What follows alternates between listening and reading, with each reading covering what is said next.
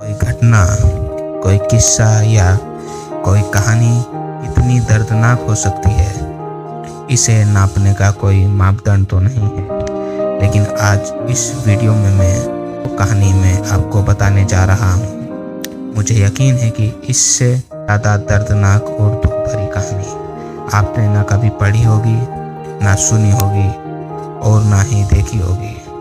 इस कहानी का मकसद हमारे दर्शकों को यह समझाना है कि चाहे जो हो जाए, कठिन से कठिन परिस्थिति में भी अपने आप को, अपने मन को एक स्थिर रखना बहुत ज़रूरी है। चलिए हम शुरू करते हैं एक पाप की कहानी। यह कहानी एक सच्ची कहानी है। एक आयूब नाम का परिवार रहता है। इसमें आयूब की पत्नी और उसके 2 जुड़वा बच्चे हैं। यह कहानी आयूब और उसके परिवार की है। आयूब और उसकी पत्नी और उसके 2 जुड़वा बच्चे एक इराक के गांव में रहते हैं। वर्ष 2014 इराक में दहशतगर्दी ने हाहाकार मचा रखा था। हर दिन लड़ाइयाँ, खून खराबा, बम ब्लास्ट यहाँ तक आम सी बात हो गई थी। ऐसे ही एक गांव में दहशतगर्दों ने कब्जा जमा लिया, जिसमें आयूब अपने परिवार के साथ रहता था। एक दिन दहशतगर्दों ने जिस गांव में आयूब रहता था उस इलाके में बम फेंका। उसकी जिंदगी का वह सबसे खराब दिन था, जिसमें उसकी बीवी की मृत्यु हो गई थी। आयूब के 2 जुड़वा बच्चे थे। दहशतगर्दों ने गांव पर कब्जा जमा रखा था, जिसमें आयूब रहता था।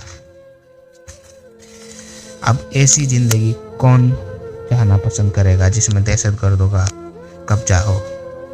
इसी माहौल में आयूब ने उस गांव में 2 साल गुजारे, क्योंकि दहशतगर्दों का हुक्म था अगर कोई व्यक्ति गांव को छोड़कर जाता है तो उसको गोली मार दी जाएगी।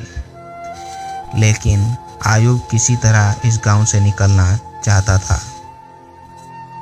अपना और अपने बच्चों का जीवन सुरक्षित बनाना चाहता था। लेकिन अब दहशतगर्दी और इराकी आर्मी वालों के बीच हर दिन लड़ाइयों की वजह से वहां रहना और भी ज़्यादा खतरनाक हो गया था। आयूब जानता था कि भागते हुए शायद वह पकड़ा जा सकता है और मारा जा सकता है, लेकिन वह इस बात से वाकिफ था कि अगर वह यहीं रहा तो जरूर मारा जाएगा। उसे अपनी जान की कोई फिक्र नहीं थी, बल्कि उसे अपने 2 जुड़वा बच्चों की, जो अब उसके लिए दुनिया में सब कुछ थे, उनकी फिक्र थी। काफ़ी विचार हुआ और मंथन के बाद आयूब ने एक योजना बनाई। योजना यह थी, आयूब ने एक दिन अपने दोस्त से बोलकर नींद की दवाइयाँ मंगा ली। उसने अपने बच्चों के दूध में नींद की दवाइयाँ मिलाकर रात को उन्हें दूध पिला दिया और उनके सोने का इंतज़ार करने लगा।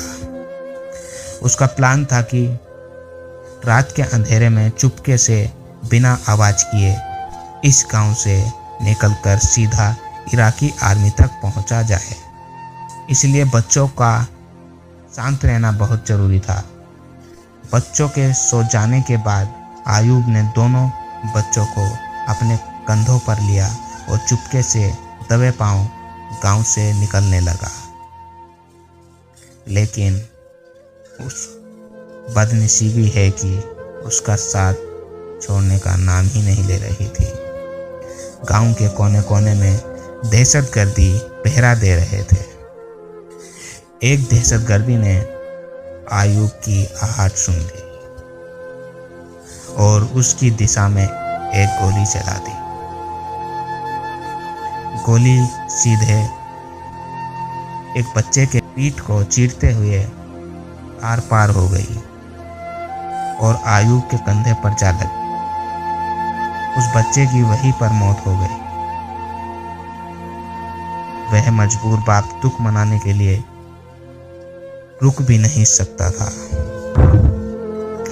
किसी बाप के लिए इससे दर्दनाक समय कोई हो नहीं सकता, क्योंकि कोई बाप नहीं चाहता कि उसके बच्चे की मौत उसके सामने हो, लेकिन ऐसा हुआ। वह दुख भी नहीं मना सकता था। आप आयूब के दुख की कल्पना भी नहीं कर सकते। हम आगे बढ़ते हैं। वह किसी तरह बचते बचाते वहां से निकल गया और दहशतगर्दी की नज़र से ओझल हो गया।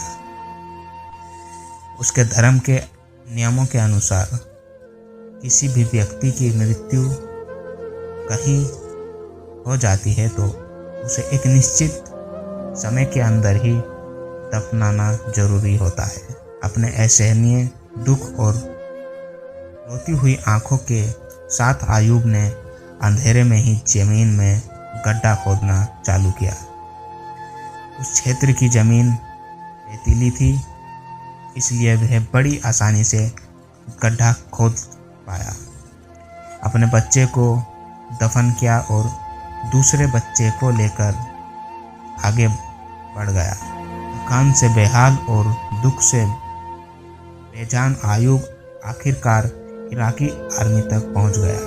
जो घटना उसके साथ हुई थी उसने उसकी आज़ाद होने की खुशी खत्म कर दी थी।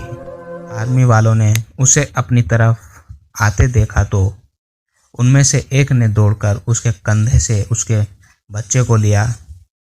आयूब वहीं बैठ गया। आर्मी वालों ने उसे पीने के लिए पानी दिया। आयूब पानी पीने लगा। तब आर्मी वालों की बातें उसके कान पर पड़ी, जिन्हें सुनकर उसके पैरों तले जमीन खिसक गई।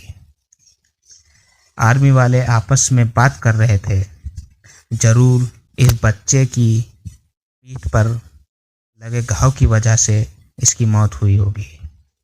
हो सकता है किसी दहशतगर्दी ने पीछे से गोली चलाई हो। उनकी बातें सुनकर आयूब को रियलाइज हुआ कि उसने कितनी बड़ी गलती कर दी थी। उसने रात के अंधेरे में और अपने पहले बच्चे की मौत के गम में अपना शुद्ध बुद्ध खोकर अपने सोते हुए बच्चे को ही मरा समझकर उसे दफन कर दिया था।